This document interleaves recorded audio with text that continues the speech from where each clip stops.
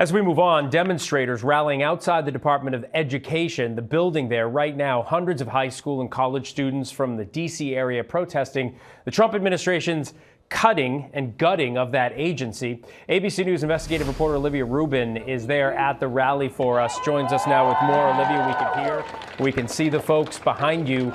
Describe the scene for us today, and what are demonstrators telling you that they want?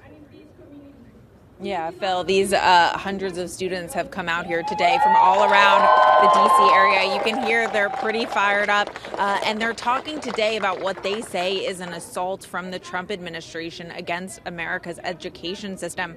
They have four main demands that they're talking about here today. No surprise, chief among them, that executive order to dismantle the Department of Education.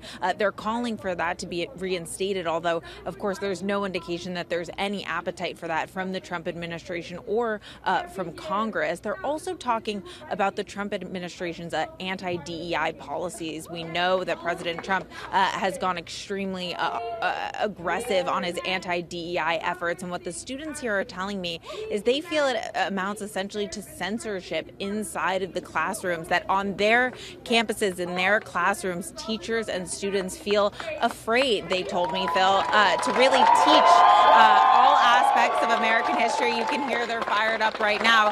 All aspects of American history, that they're concerned that there could be repercussions. And we have seen the administration take steps, specifically Education Secretary Linda McMahon saying that federal funding could be revoked from schools that don't agree to the anti-DEI policies. I spoke with one of the organizers earlier, Phil, who talked specifically about the dismantling of the Department of Education and what could happen with student loans. Take a listen.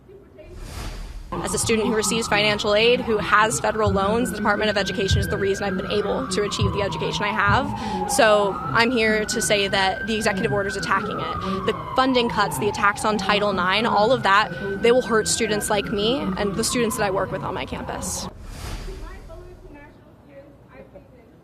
Yeah, of course, President Trump has said that the student loan responsibility would move into the SBA. But of course, there are concerns if the SBA has the capacity to handle something like that, Phil. And Olivia, while I have you, we've learned of a new Supreme Court decision. I want to talk to you a little bit about it, siding with the Trump administration, allowing it to move forward with the cancellation of federal funding for teacher training initiatives. What does that mean?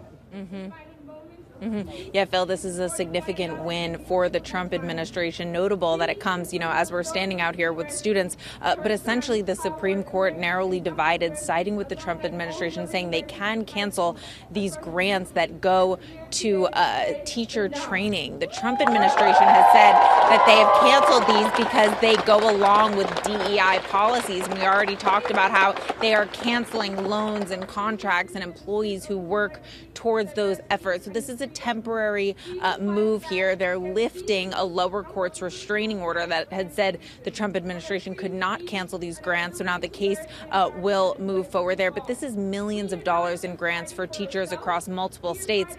There was a dissenting opinion from Justice Kagan. I want to read you very briefly what she said in her dissent. She said that the impact here will be significant, writing that the states have consistently represented that the loss of these grants will force them, and indeed has already forced them, to curtail teacher training programs with. Sorry, Phil.